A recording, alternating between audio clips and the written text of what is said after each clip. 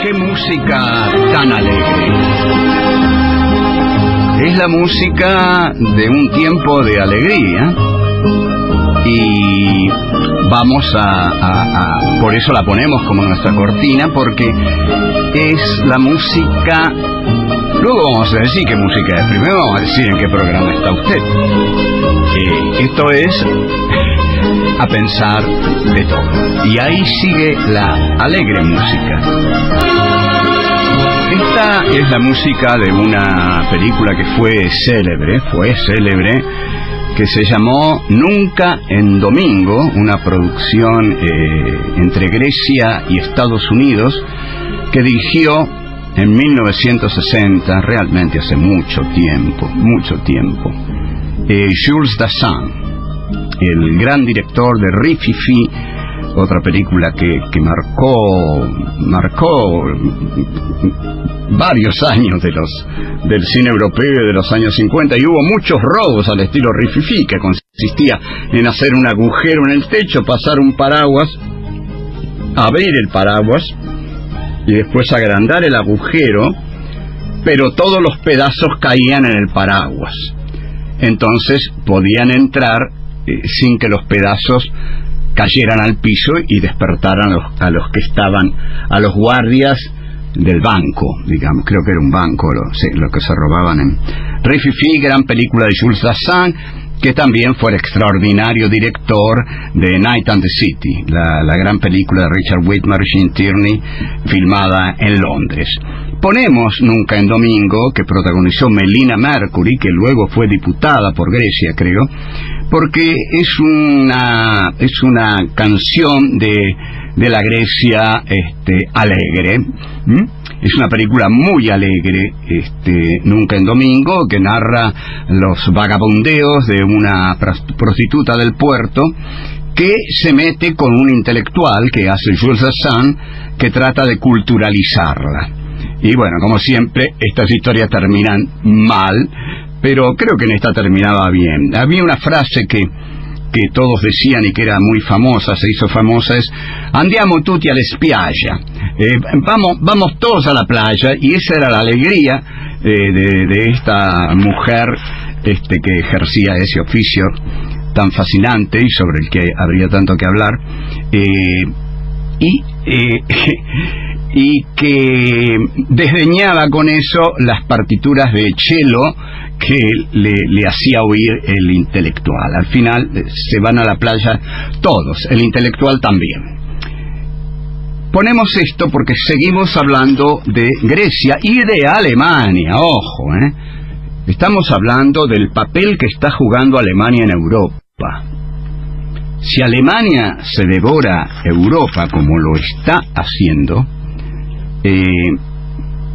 bueno, no es una noticia muy tranquilizadora, ¿no? No es muy tranquilizadora. Terminamos entonces el programa anterior hablando del concepto de la errancia, y porque habíamos dicho que una Europa sin Grecia es una Europa bastarda, sin linaje. Pero la jefa Merkel, como le decimos a esta señora, tan dura, ¿no? Tan dura realmente. Qué cosa, ¿no? Tanto la Thatcher como la Merkel. Ahora no tienen pinta de... Yo estaba en Italia y había una hermosa mujer en un congreso de escritores. Era hermosa, y hablaba en italiano, pero conocía muy bien a la Argentina, y en un momento dice: y a la Merkel y a la Thatcher no las odiaron, pero a esta que tienen ustedes, ¿sabes por qué la odian? No, porque es una mina. Bien, digamos que podríamos decirlo así. Para mí Thatcher y Merkel no son minas. Yo no las calificaría como una mina, digamos, son mujeres emprendedoras de gran carácter, y se les nota una fuerza y diría una insensibilidad, ¿no? Esto es lo menos femenino que tienen. Una enorme insensibilidad, una falta de corazón muy grande. Pero en fin, con respecto al tema de los judíos y el judío errante y la errancia que vinimos analizando el programa anterior, la señora Merkel no se preocupa por los judíos. Ella sabe que los tiene de aliados y también sabe que la triste errancia de los judíos, esa errancia menesterosa a través de los pueblos, ha terminado porque ahora el pueblo judío tiene un Estado, y que ese Estado es un Estado también muy duro, a cuyo frente está un señor muy duro también, Netanyahu, y entonces que se parece mucho a Merkel. Yo creo que se podrían casar. Un matrimonio entre Netanyahu y Merkel sería fascinante. Ahora, pobre del país que los tuviera a los dos como pareja presidencial, ¿no? Lo compadezco y compadezco al mundo en este caso. Pero digamos que cómo cambia la historia. En este momento yo diría que si Merkel tuviera que tener un par, alguien que decida junto a ella el destino de Alemania y de Europa, Netanyahu sería el más apropiado, es decir, un hombre del Estado judío. Hitler se sorprendería de esto, pero Merkel se lo explicaría.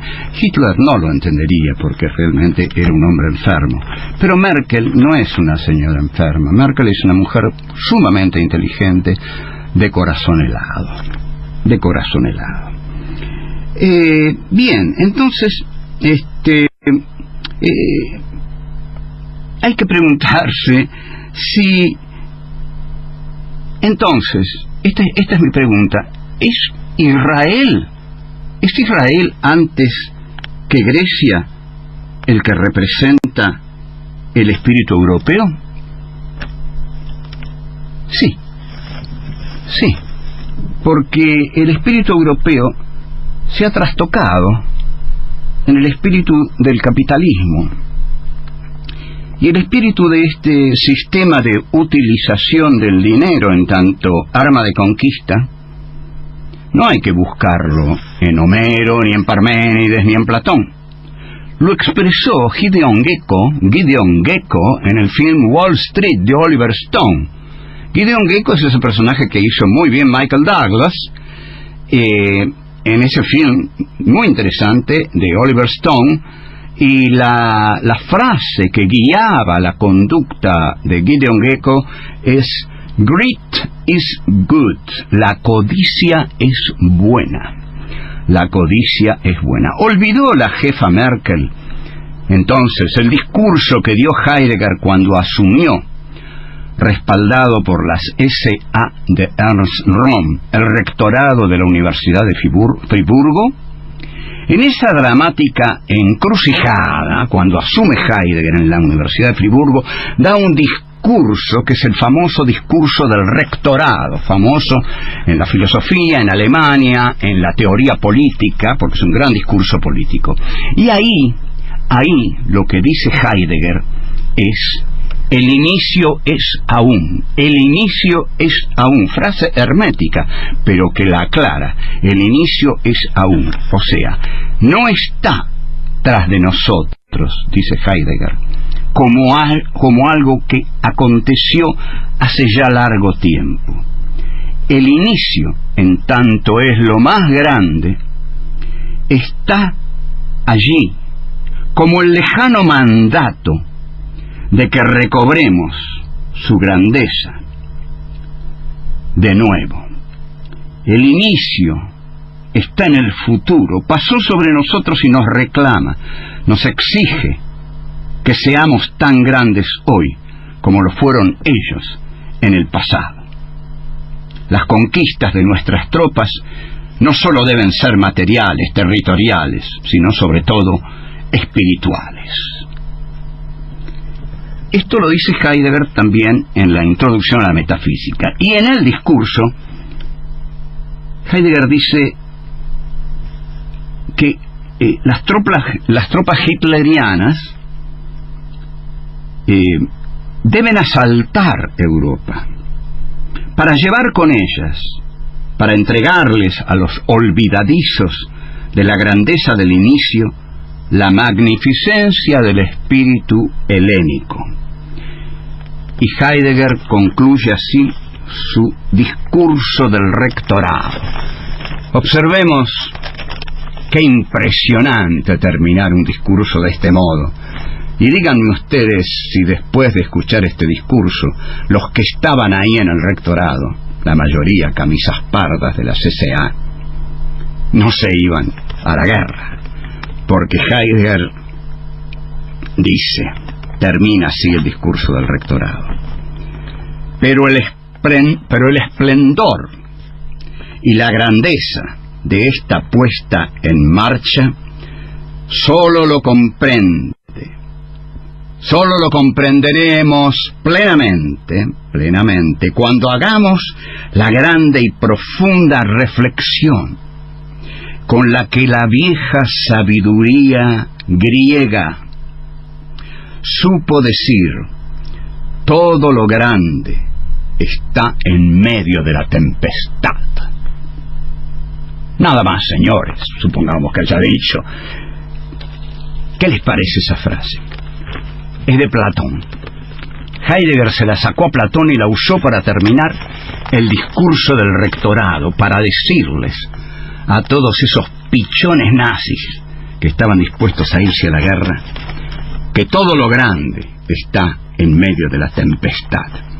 Sin embargo, Heidegger modificó la frase de Platón para despertar el espíritu guerrero alemán de su auditorio. Porque, como dije, ese auditorio ya estaba constituido por oficiales de la CCA. Entonces aquí Heidegger introduce la palabra Sturm, que él la introduce por tempestad. En realidad se discute que Platón haya dicho tempestad, sino más bien todo lo grande está en peligro, digamos, en medio del peligro. Pero la tempestad en alemán se dice Sturm, y Sturmabteilung se denominaban las tropas de asalto nacionalsocialista. Ustedes observen cómo el gran maestro de Alemania, Martin Heidegger, modifica la cita de Platón para poner tempestad, Sturm, porque tempestad era el nombre que usaban las tropas de asalto, que también significa asalto, o sea, las SA. Es un homenaje a las SA, esa modificación de la frase de Platón. Heidegger era un gran filólogo que sabía muchísimo alemán y sabía que Sturm significaba tanto tormenta como asalto. Entonces, si ustedes me lo permiten, voy a leer en el próximo bloque el fragmento de una novela que conozco bien. Volvemos. Esto es A Pensar de Todo, y estamos analizando la relación conflictiva y desigual entre Alemania y Grecia, y analizando sobre todo qué significa que la Alemania de hoy aniquile a Grecia, o sea tan poco piadosa con Grecia, que es la cuna de Occidente. Para ello hemos recurrido a Hegel y a Heidegger, que son los que más han exaltado el espíritu griego. No obstante, a Alemania pareciera importarle poco el espíritu griego, poco el origen, su cuna, su orgullo civilizatorio cultural, y pareciera estar decidida a liquidar a Grecia. En una novela que creo que se ha publicado recientemente, se ha republicado, digamos, es una novela que publiqué en Planeta en 2005, pero ahora acaba de salir de nuevo porque Planeta ha tenido la gentileza de republicar todas mis novelas en una colección que también ha tenido la gentileza de ponerle Biblioteca Feynman. Planeta inició esta colección con la Biblioteca Fontana Rosa, siguió con la Biblioteca Feynman y ahora está saliendo la Biblioteca Bayer, Osvaldo Bayer. Este libro, La sombra de Heidegger, acaba de salir porque, por supuesto, no publicaron enteramente todas mis novelas, y van a publicar mis novelas en esto. Entonces, la fecha es 2015, julio de 2015. En esta novela que se llama La sombra de Heidegger, lo que traté de narrar para narrar el nazismo de Heidegger, no pude narrarlo, decidí no narrarlo a través de Heidegger, porque ¿quién puede poner palabras en la boca de Heidegger? Sino a través de un discípulo de Heidegger. Por eso es La sombra de Heidegger. Este discípulo se llama Dieter Müller y es un discípulo que se pierde en la inmensa inteligencia de su maestro y hace lo que su maestro pregona. Tal es su admiración por quien fuera llamado un maestro de Alemania. La primera parte del libro está en forma de carta que Dieter Müller le dirige a su hijo Martin Müller, a quien le ha puesto Martin por Martin Heidegger. Y así describe Dieter Müller el discurso del rectorado. Heidegger supo golpear fuerte. Alemania, hijo, es una nación tardía. Su unidad se da con Bismarck, el proteccionismo económico y la militarización obligatoria. Se consolida derrotando a Francia en 1870. Fuimos durante largo tiempo un pueblo con una gran cultura, pero sin un Estado, sin nación. Heidegger nos llevó al origen, al verdadero origen de la grandeza alemana. Nos llevó a los griegos. Nos señaló dónde situarnos. Situarnos era situarnos en ese origen, bajo el influjo del inicio de nuestra existencia histórico-espiritual. Cita de Heidegger esa. Aquí se detuvo. Sus pausas eran dramáticas, sofocaban. Nadie durante su duración inmensurable se atrevía a respirar. Miró a todos y con su voz potente, clara, dijo: ese inicio es el surgimiento de la filosofía griega. Y luego dijo: toda ciencia es filosofía, lo sepa y lo quiera o no, de él extrae la fuerza de su esencia. La universidad alemana tenía atrás su futuro, dice Dieter Müller, pero ese atrás, escuchemos a Dieter Müller, ese atrás de la grandeza alemana, ese atrás era el de la grandeza helénica. En nosotros, ahora, en nuestro pueblo, se encarnaba. Nuestro pueblo era una comunidad espiritual, y en ella vivían, perseveraban lo griego y lo germánico, unidos y entregándole vida al agredido espíritu de Occidente. Heidegger dijo entonces una frase de inalcanzable lucidez, de belleza inacible. Dijo: el inicio es aún, no está atrás de nosotros como algo ya largo tiempo acontecido, sino que está ante nosotros. El inicio, en tanto, es lo más grande, ha pasado de antemano por encima de todo lo venidero, y de este modo, también sobre nosotros, el inicio ha entrado en nuestro futuro. está allí como el lejano mandato de que recobremos de nuevo su grandeza. ¿Qué dice Heidegger entonces? El inicio es Grecia, pero no solo es el inicio, sino que es el futuro también, porque ese inicio pasó por sobre nosotros y ahora está en el futuro, y ese inicio griego es un mandato, es el mandato de que Alemania otra vez se apodere de esa grandeza y la encarne. No sé si lo entiendes, le escribe Dieter Müller a su hijo. No sé si alguna vez lo entenderás. No sé si lo entenderán tampoco quienes lo lean en el futuro.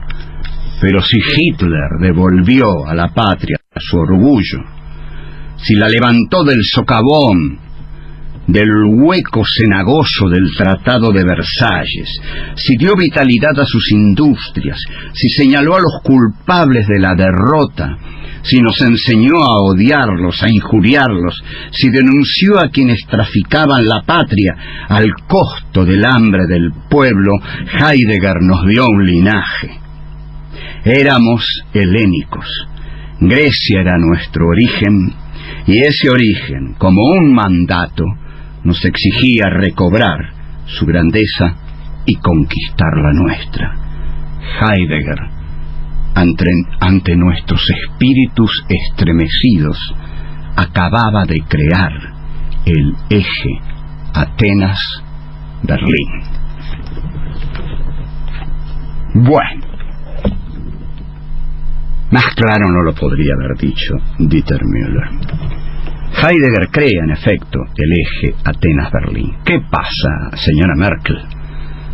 Usted no leyó a Heidegger, usted no leyó a Hegel, usted no cree lo que han dicho los más grandes filósofos de Alemania.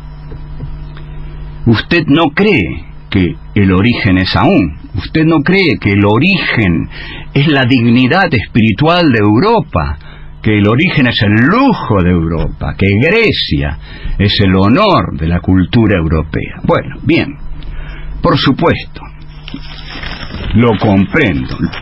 Para los banqueros nada de esto importa. ¿Quién le va a hablar a un banquero de cultura, de origen, de grandeza? Señores, no les hablen de eso a los banqueros. A los banqueros les importa que les paguen las deudas y nada más. Todo lo demás es chatarra, habladurías. ¿Quién lo entiende a ese Heidegger? Y al fin y al cabo ese Heidegger era, en fin, un nazi. Es cierto que nosotros levantamos a Alemania, y es cierto que estamos, en verdad, bastante cerca del nazismo, ¿eh? ¿Qué tal Europa? ¿No se van para ese lado? La señora Merkel anda por ahí. Entonces, Heidegger crea, qué interesante esto, fíjense, el eje Atenas-Berlín. ¿Por qué? Porque durante la Segunda Guerra Mundial eran las fuerzas del eje. El eje era Italia, el Imperio de Japón y Alemania. Pero Alemania tenía su propio eje, porque Alemania no iba a enorgullecerse ni de Italia ni de Japón. Siempre desdeñó a los italianos por malos guerreros, y a los japoneses, bueno, y los japoneses tienen muchas cosas para llevarse bien con los alemanes. Son guerreros despiadados. Entonces, Alemania solo reconocía el eje Atenas-Berlín. Entonces, hoy, ese eje, el del gran inicio, ya que es la grandeza de la nación, está destrozado. El inicio ya no es. El inicio ya no es. Berlín no solo reniega de Atenas, la humilla. Los griegos entonces, los griegos de hoy, deben recordar que uno de ellos, de nombre Sorba, cuando vio sus ilusiones y las de su amigo de aventuras, un muchacho inglés, hacerse pedazos cuando vio estallar ese acueducto que habían tallado en el corazón de la montaña. Se largó a reír. Enseñó a su amigo a bailar la hermosa música de Mikis Theodorakis, abrió largamente sus brazos, echó una mirada omniabarcante a la catástrofe, a la derrota, y exclamó: ¡qué hermoso desastre! Y volvió a empezar. Que haga Grecia, que haga la Grecia de hoy lo mismo. Digan: ¡qué hermoso desastre! Y después, ese 64% que votó por el no, tómense de las manos y bailen y digan: ¡qué magnífico desastre!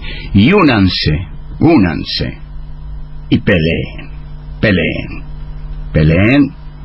porque no pueden dejarse humillar, porque todos queremos a Grecia y llevamos a Grecia en el corazón por todas las cosas que nos han dado los griegos, y no vamos a permitir, vamos a hacer lo posible por no permitir. ¿Cómo uno va a decir no vamos a permitir? Le va a decir a la señora Merkel: no le vamos a permitir, señora Merkel, Dios mío, nos aplasta de una bomba nuclear que nos tira.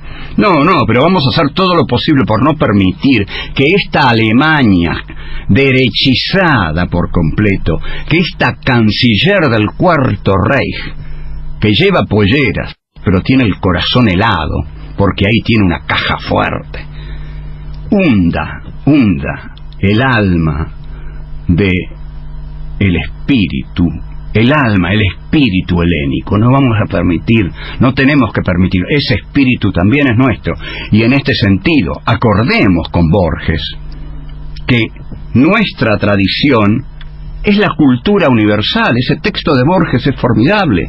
La tradición argentina es la cultura universal, ¿por qué no? Pero lo que no sabía Borges es que los occidentales nos expulsan de Occidente, también a nosotros, porque somos malos pagadores según ellos.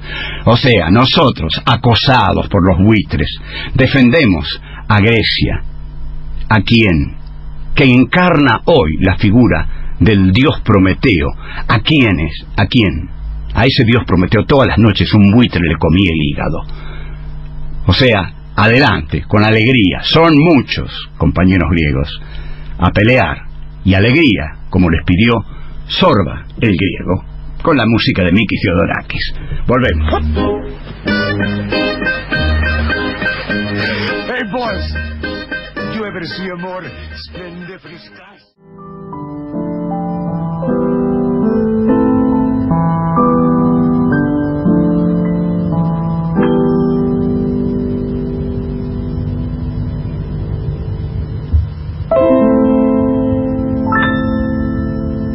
Bravo Hiromi, bravo Chicorea. Bueno, nos estamos yendo. Quiero recordarles, porque es un programa hermano de este, que los jueves a las 20:30 por Canal Encuentro está el programa Filosofía Aquí y Ahora, que es donde ya desde hace 8 temporadas trato de enseñar filosofía sin vulgarizarla, sin caer en la vulgata de la enseñanza fácil, sino buscando la claridad antes que la divulgación. La claridad, no hay nada mejor que la claridad y la transparencia en el lenguaje, en la enunciación, en el pensamiento, como para enseñar algo, que es lo que buscamos en Filosofía Aquí y Ahora. Es ese programa donde aparezco yo, vestido siempre con un traje negro, y hablo, y aparecen muchísimas hermosas leyendas e ilustraciones que pertenecen al equipo de producción de Camino Producciones, que dirige mi querido amigo Ricardo Cohen, y pensamos seguir tanto en filosofía aquí y ahora como a pensar de todo, que son programas hermanos porque invitan a pensar, pero sin matarlo a usted de aburrimiento, porque no hay derecho a aburrir a nadie, sino que lo que nosotros queremos es que usted disfrute y se entretenga con nosotros y que también pensemos, porque se puede pensar siempre. Bueno, chao, hasta luego.